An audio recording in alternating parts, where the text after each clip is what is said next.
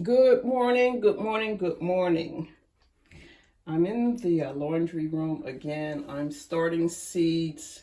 It is spring, but Mother Nature is tricky about this time of the year. I know we're eager to get outside and start our gardening, but I'm just going to start my seeds indoors. So today I have my nasturtiums.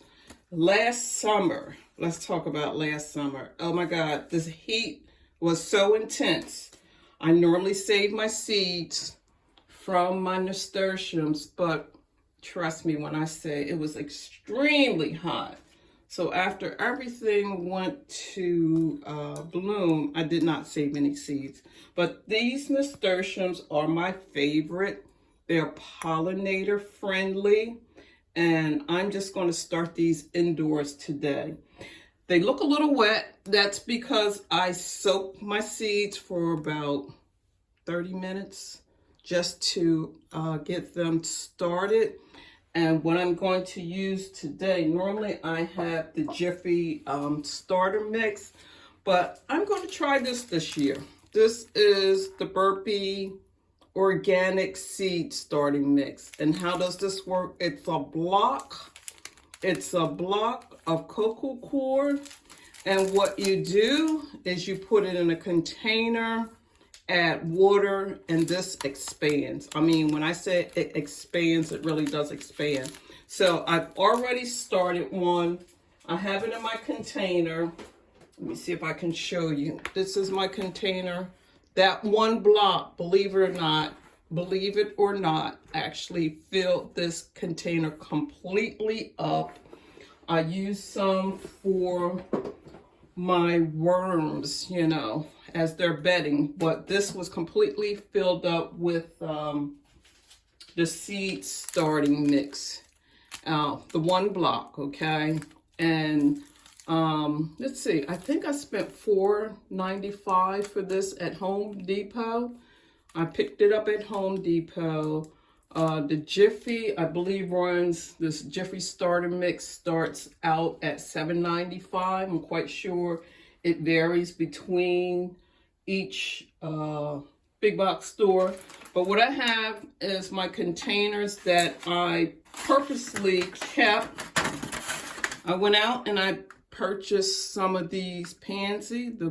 By the way, the front yard containers look amazing.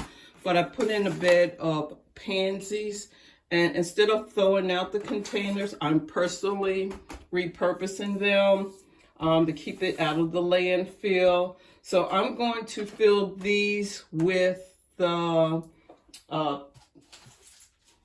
cocoa coir. This is cocoa coir, and I'm going to start my seeds indoors for the nasturtiums, undergrow lights, and then probably cover it with a piece of plastic. My garage is not heated, but the temperature could go below the normal temperature that the seeds would need to germinate. So I'm just going to put a piece of plastic over top, and then after a week, open up the plastic and let them just germinate with the lights. I have grow lights in the garage that I usually I don't disassemble them. I just leave them up all year long. And then that will start my seedlings. I haven't started the tomatoes or any cucumbers or anything like that. I'm a little slow this year, but I figure if I take my time, the tomatoes and the cucumbers are warm weather crops. I really don't need to get them started too soon, because if you start your seedlings indoors, that's how that looks. I just filled that one up. And I'm going to go around and do each little container. If you start your seedlings too early, what you'll find is you're rushing yourself to try and maintain them until it's time to take them outside. And Mother Nature, she can be a little iffy anymore, you know. I'm in zone 7 and I think we're pushing to be in zone 8, if I'm not mistaken, I heard.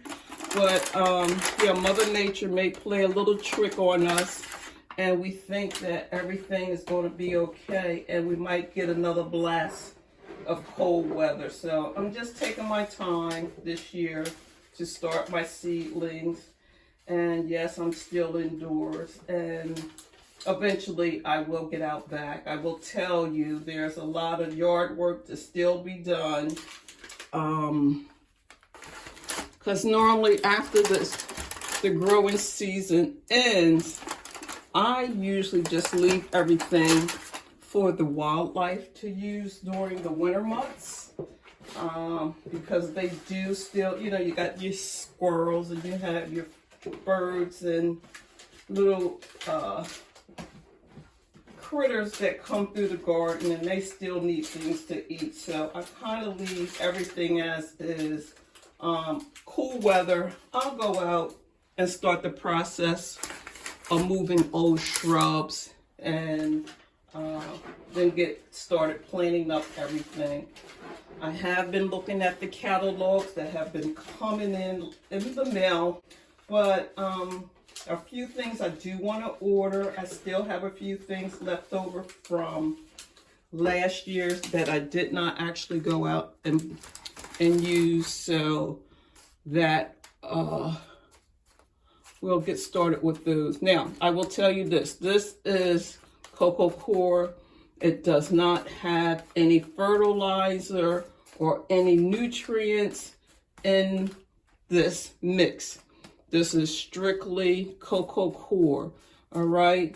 The seedlings, or the seeds that we use, doesn't really require anything. Everything that it needs, it's in the nutrients of the seed. So we'll just let them germinate on their own. I'm going to take a moment to rinse my hands, and then I'm going to come back and then start the process of just adding seeds to the containers. I will say before I get started, this tray will sit, and I think I'm going to place it underneath of it now before it gets too heavy, under the tray that doesn't have any opening. So I'll just water this. It'll sit right down inside, just like that. And gradually, when it looks as if the trays, the individual containers are dry, I'll just give water right in the front here in the reservoir. So this is something different that I'm trying out this year with my seeds, but I think it's going to work, you know? So let's get started.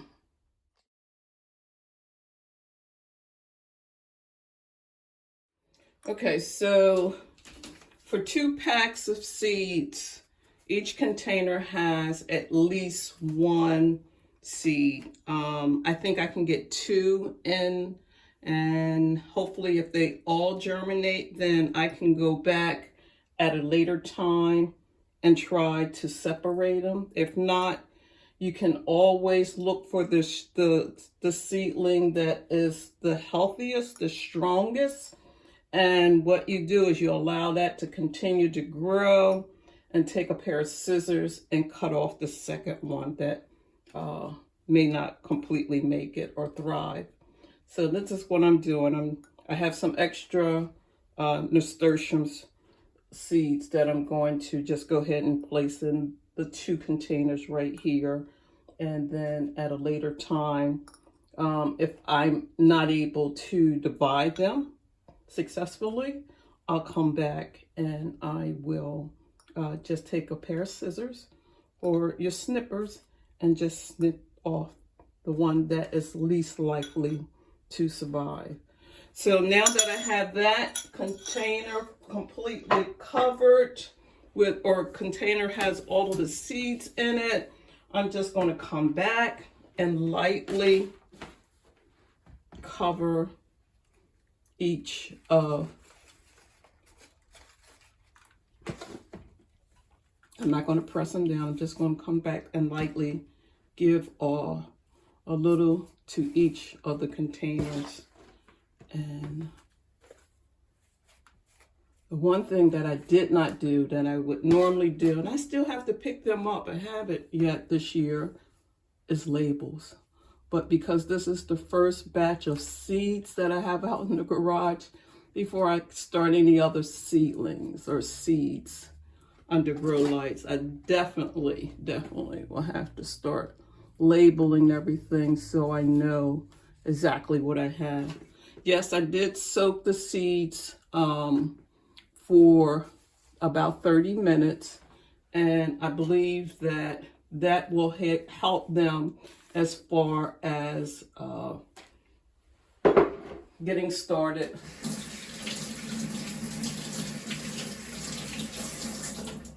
If you want to say hydrate, maybe hydrate the seeds.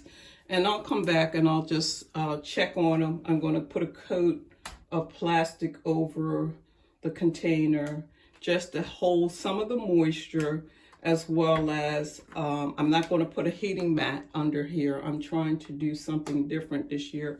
I have like 2 heat mats that I use to start my seeds, but I think it's late enough in the season that I don't have to use them. If I was to start, let's say back in December, out in the garage, I would use the heating mat. These are very good for pollinators, the nasturtium. It is my favorite. They're beautiful. I like to have them all around the garden, but mainly around the crops that you need to have pollinated, like your tomatoes, your cucumbers, things that need pollination. So I usually use these in those containers, as well as other plants that are pollinator friendly. So I hope you're having a wonderful day. This is what I'm doing indoors. I'm not outside yet. I'm still propagating other plants, but stay tuned for that as well. Please like, share, and subscribe. And as always, happy gardening.